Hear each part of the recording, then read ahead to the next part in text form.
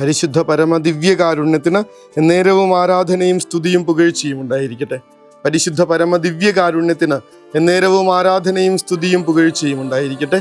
പരിശുദ്ധ പരമ ദിവ്യകാരുണ്യത്തിന് എന്നേരവും ആരാധനയും സ്തുതിയും പുകഴ്ചയും ഉണ്ടായിരിക്കട്ടെ. കല്ലെറിയാൻ നിൽക്കുന്ന, കുറ്റപ്പെടുത്താൻ നിൽക്കുന്ന, പിടിച്ചുകൊണ്ടുപോകാൻ നിൽക്കുന്ന ജനക്കൂട്ടത്തിൻ്റെ മുൻപിൽ എന്തൊരു ആത്മവിശ്വാസത്തോടെയാണ് ഈശോ നിൽക്കുന്നതെന്ന് കാണണം. ഞാൻ ദൈവപുത്രനാണെന്ന് പറഞ്ഞതുകൊണ്ട് നിങ്ങൾ എന്തുകൊണ്ട് എന്നെ പിടിച്ചുകൊണ്ടുപോകാൻ ശ്രമിക്കുന്നു? പിതാവ് തന്നെ വിശുദ്ധീകരിച്ച് ലോകത്തിലേക്ക് അയച്ച എന്നെ നിങ്ങൾ എന്തുകൊണ്ട് വിശ്വസിക്കുന്നില്ല എന്നുള്ളതൊക്കെയാണ് കർത്താവിൻ്റെ ചോദ്യം. അവർക്ക് മറിച്ചൊന്നും പറയാൻ പറ്റാത്ത വിധത്തിൽ സ്വർഗത്തിൻ്റെ കരങ്ങൾ ഈശോ ഇങ്ങനെ പൊതിഞ്ഞു പിടിക്കുന്ന പ്രകാശവലയത്തിനുള്ളിൽ അവൻ നിൽക്കുന്നത് പോലെ നമുക്ക് തോന്നുന്നുണ്ട്. സാംസന്റെ ഒരു മൂവി ഉണ്ടായിരുന്നു, പഴയ നിയമത്തിലെ സാംസൺ. അയാളെ ആക്രമിക്കാനായിട്ട് ഒരു യോദ്ധാക്കളുടെ കൂട്ടം വരുന്ന നേരത്ത് ഇങ്ങനെ സ്വർഗത്തിൽ നിന്ന് ഒരു പ്രകാശം വന്നിറങ്ങി ഇയാളെ അതിൻ്റെ വലയത്തിനുള്ളിലാക്കി പൊതിഞ്ഞു പിടിക്കുന്നൊരു രംഗമുണ്ട്. അതിനകത്ത് ദൈവത്തിൽ ആശ്രയിക്കുന്ന ഏതൊരു മനുഷ്യർക്കും കിട്ടാൻ പോകുന്ന ശക്തിയെക്കുറിച്ച്, സംരക്ഷണത്തെക്കുറിച്ച്, പ്രകാശവലയത്തെക്കുറിച്ചുള്ള ഓർമ്മപ്പെടുത്തലാണ്. അതാണ് പ്രതിവചന സങ്കീർത്തനത്തിൽ നമ്മൾ വായിക്കുന്നത്. കഷ്ടതയിൽ ഞാൻ കർത്താവിനെ വിളിച്ചപേക്ഷിച്ചു, എൻ്റെ നിലവിളി അവിടുത്തെ കാതുകളിലെത്തി. കഷ്ടതയിൽ ഞാൻ കർത്താവിനെ വിളിച്ചപേക്ഷിച്ചു, എൻ്റെ നിലവിളി അവിടുത്തെ കാതുകളിലെത്തി. ജെറമിയ പ്രവാചകന്റെ പുസ്തകത്തിലേതാണ് ഒന്നാമത്തെ വായന. അദ്ദേഹം പറയുന്ന ഒരു വാക്ക്, പ്രത്യേകിച്ച് ഈ ഒരു പരീക്ഷയുടെ നാളുകളിൽ, നമ്മുടെ ജീവിതത്തിൻ്റെ പരീക്ഷണ ഘട്ടങ്ങളിൽ നമ്മൾ വലിയ പ്രയാസങ്ങളിലൂടെയും പ്രലോഭനങ്ങളിലൂടെയും മക്കൾ കടന്നു പോകുമ്പോൾ ഈ ഒരു വചനം ഒന്ന് പറഞ്ഞ് ധ്യാനിച്ച് പ്രാർത്ഥിക്കുന്നത് നല്ലതായിരിക്കും. ജെറമിയ പറയുന്നുണ്ട്, കർത്താവ് എന്നാൽ വീരയോദ്ധാവിനെ പോലെ കർത്താവ് എൻ്റെ പക്ഷത്തുണ്ട്, അതിനാൽ എൻ്റെ പീഡകർക്ക് കാലിടറും, അവർ എൻ്റെ മേൽ വിജയം വരിക്കുകയില്ല. വീരയോദ്ധാവിനെ പോലെ കർത്താവ് എൻ്റെ പക്ഷത്തുണ്ട്. ആലോചിച്ച് നോക്കിയേ, ഞാൻ ഓരോ അടിയെടുത്ത് വയ്ക്കുമ്പോഴും എൻ്റെ മുൻപിൽ ഇങ്ങനെ വാളും പരിചയമായിട്ട് ദൈവം ഇങ്ങനെ മുന്നിൽ നടക്കുന്നത്. ആൾക്കതുപോലും വേണ്ട, എന്നെ ഇങ്ങനെ സംരക്ഷിച്ച് ഒന്ന് പൊതിഞ്ഞു പിടിക്കുന്ന ദൈവത്തിൻ്റെ ഒരു കരുതൽ അനുഭവിച്ച ഒരാൾക്ക് പിന്നീട് എന്തൊരു ബലമായിരിക്കും എന്നറിയാം. പല പ്രയാസങ്ങളെയും മനുഷ്യർ നേരിട്ടിട്ടുള്ളത് ഇങ്ങനെ തൊട്ടടുത്ത് വീരയോദ്ധാവിനെ കണക്ക് കർത്താവ് കൂടെ നിന്നിട്ടുള്ള അനുഭവം കൊണ്ട് തന്നെയാണ്. യെശയ്യാ പ്രവാചകന്റെ പുസ്തകം 41-ാം അധ്യായം 10-ാമത്തെ തിരുവചനം നമ്മൾ വായിക്കുന്നുണ്ട്. ഭയപ്പെടേണ്ട, ഞാൻ കൂടെയുണ്ട്, സംഭ്രമിക്കേണ്ട, ഞാനാണ് നിന്റെ ദൈവം, ഞാൻ നിന്നെ സഹായിക്കുകയും ശക്തിപ്പെടുത്തുകയും ചെയ്യും, എൻ്റെ വിജയകരമായ വലതുകരം കൊണ്ട് ഞാൻ നിന്നെ താങ്ങി നിർത്തും.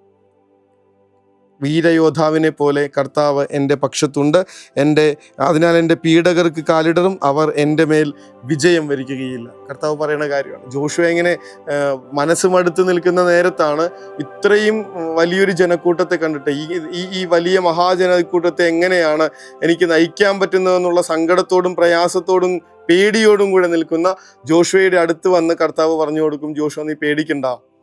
ജോഷുവ 1:9 അത് നിർബന്ധമായിട്ടും മനസ്സിലെപ്പോഴും കാത്തു സൂക്ഷിക്കേണ്ട വചനമാണ്. ജോഷുവ 1:9 ധീരനും ശക്തനുമായിരിക്കണമെന്നും ഭയപ്പെടുകയോ പരിഭ്രമിക്കുകയോ വേണ്ട എന്നും ഞാൻ നിന്നോട് അരുൾ ചെയ്തിട്ടില്ലേ, നിന്റെ ദൈവമായ കർത്താവ് നീ പോകുന്നിടത്തൊക്കെ നിന്നോട് കൂടെ ഉണ്ടായിരിക്കും.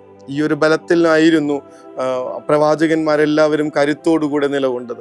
ഈ ഒരു ആത്മവിശ്വാസത്തിൽ തന്നെയായിരുന്നു ക്രിസ്തു ഈ ലോകത്തിൻ്റെതായിട്ടുള്ള പ്രലോഭനങ്ങളെ അതിജീവിച്ചത്. ഞാൻ എൻ്റെ പിതാവ് എൻ്റെ കൂടെയുണ്ട്, എൻ്റെ അപ്പൻ എൻ്റെ ഒപ്പമുണ്ട്. അതാണ് ഈശോ നിരന്തരം പറഞ്ഞുകൊണ്ടിരുന്നത്, എൻ്റെ അപ്പൻ എൻ്റെ ഒപ്പമുണ്ട്.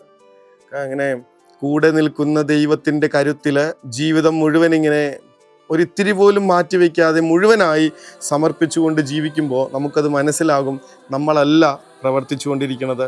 നമുക്ക് മുന്നിൽ ഒരു വീരയോദ്ധാവിനെ കണക്ക് എൻ്റെ കർത്താവ് ഇങ്ങനെ നടന്നു പോകുന്നത് നമുക്ക് കാണാനായിട്ട് പറ്റും. വലിയ ഇങ്ങനെ ഒരു യുദ്ധത്തിൻ്റെ നടുവിൽ കർത്താവ് നൽകിയ സംരക്ഷണത്തെക്കുറിച്ച് പറയുന്ന കഥകൾ ഒരുപാടുള്ള ഒരു പുസ്തകത്തെ വായിച്ചായിരുന്നു. അതിനകത്തൊക്കെ ഇവർ പറഞ്ഞുകൊണ്ടിരിക്കുന്നത് ആരോ തങ്ങളെ രക്ഷിച്ചെടുത്തതിനെ കുറിച്ചിട്ടാണ്, ആരോ തങ്ങളെ ഇങ്ങനെ അപകടത്തിൽ നിന്ന് പിടിച്ചു മാറ്റിയതിനെ കുറിച്ചിട്ടാണ്. കർത്താവ് ഞങ്ങളെ രക്ഷിച്ചതാണെന്നുള്ള വലിയ ബോധ്യത്തിൽ അവരെ എഴുതി വച്ചിരിക്കുന്ന കുറിപ്പുകളാണ് ഈ പുസ്തകത്തിൻ്റെ കഥകളായിട്ട് പിന്നെ പരിണമിച്ചത്. ഈശോയെ, അങ്ങ് കർത്താവ് വീരയോദ്ധാവിനെ പോലെ എൻ്റെ പക്ഷത്തുണ്ടെന്നുള്ള ബലത്തിൽ ജീവിക്കാൻ. ഈശോ എത്രമാത്രം ആ സ്വർഗത്തിൻ്റെ സംരക്ഷണയിൽ അഭയം പ്രാപിച്ച് ആത്മവിശ്വാസത്തോടുകൂടെ ജീവിച്ചോ, അതേ ആത്മവിശ്വാസത്തോടുകൂടെ ജീവിക്കാൻ അവിടുത്തെ എന്നോട് കൂടെ നിൽക്കുന്ന എന്നെ ഒതുങ്ങി പിടിക്കുന്ന സ്വർഗത്തിൻ്റെ സാന്നിധ്യം അനുഭവിക്കാൻ ഞങ്ങൾക്ക് ഇടവരുത്തണമേ എന്ന പ്രാർത്ഥനയോടുകൂടെ ഒതുങ്ങി പിടിക്കുന്ന സ്വർഗീയ സംരക്ഷണത്തിൻ്റെ നിറവിൽ അവിടുത്തെ ആശീർവാദത്തിനായി പ്രാർത്ഥിച്ചുകൊണ്ട് നമുക്ക് പരിശുദ്ധ പരമ ദിവ്യകാരുണ്യമേ, അനന്ത സ്നേഹമേ,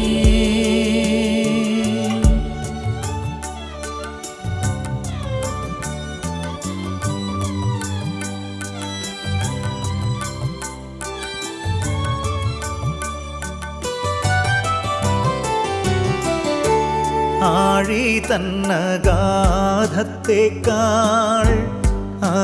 പരിശുദ്ധ പരമ ദിവ്യകാരുണ്യത്തിന് എന്നേരവും ആരാധനയും സ്തുതിയും പുകഴ്ചയും ഉണ്ടായിരിക്കട്ടെ. പരിശുദ്ധ പരമ ദിവ്യകാരുണ്യത്തിന് എന്നേരവും ആരാധനയും സ്തുതിയും പുകഴ്ചയും ഉണ്ടായിരിക്കട്ടെ. പരിശുദ്ധ പരമ ദിവ്യകാരുണ്യത്തിന് എന്നേരവും ആരാധനയും സ്തുതിയും പുകഴ്ചയും ഉണ്ടായിരിക്കട്ടെ. ഞാൻ നിലവിളിച്ച് കഴിയുമ്പോൾ എൻ്റെ നിലവിളി കേൾക്കാനായി തൊട്ടടുത്ത് കണ്ണീർ തുടക്കാനായിട്ടൊരു ദൈവം. ഞാൻ ഒറ്റയ്ക്കാണെന്ന് തോന്നുന്ന നിമിഷങ്ങളിൽ എൻ്റെ ചുറ്റുമിങ്ങനെ സ്വർഗത്തിൻ്റെ അസംഖ്യം സൈനിക വ്യൂഹങ്ങളുമായി എനിക്ക് കൂട്ടുവരുന്ന എൻ്റെ സംരക്ഷകനായ പിതാവ് അനുഭവിച്ചറിയണം. ഇത് വലിയ ശക്തിയാണ്.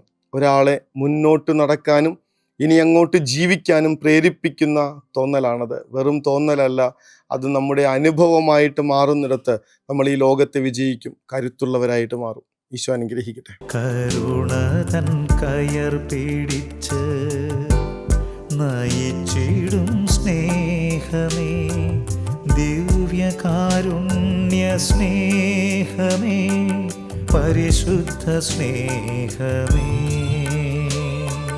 പരിശുദ്ധ പരമ ദിവ്യകാരുണ്യമേ, അനന്ത സ്നേഹമേ,